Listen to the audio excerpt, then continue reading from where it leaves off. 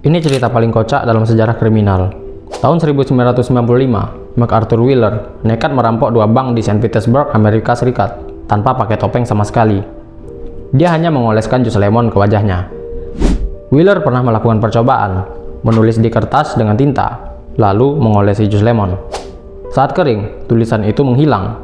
Sebenarnya, itu hanya reaksi kimia sementara. Logikanya, kalau bisa menyembunyikan tulisan, pasti bisa menyembunyikan wajah di kamera.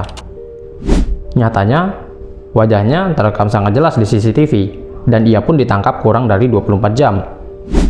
Saat diperlihatkan rekaman, dia masih bingung, dan bertanya, "Tapi saya sudah pakai jus lemon."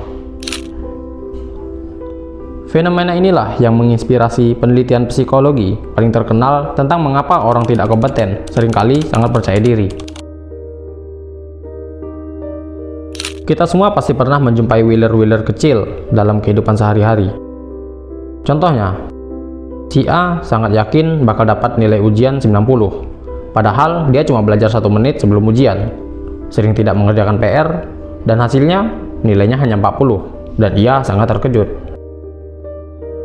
Contoh lain di media sosial yang tidak produktif. Orang berdebat panas tentang kebijakan pemerintah, tapi sumbernya hanya baca judul berita, dengar gosip dari grup WhatsApp, dan gak membaca penjelasan yang lengkap. Tahun 1999, psikolog David Dunning dan Justin Kruger melakukan penelitian penting. Metode penelitian mereka adalah meminta peserta menilai kemampuan mereka dalam berlogika, tata bahasa, dan humor, lalu membandingkan dengan hasil tes sebenarnya. Hasilnya mengejutkan. Pertama, orang dengan kemampuan terendah menilai diri mereka di atas rata-rata dan tidak bisa mengenali kesalahan sendiri.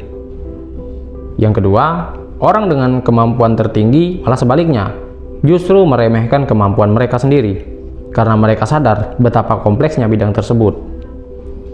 Kesimpulan dari penelitian ini adalah orang yang tidak kompeten seringkali tidak memiliki pengetahuan cukup untuk menyadari kesalahan mereka, dan mereka terlalu percaya diri karena tidak mengerti kompleksitas dari masalah.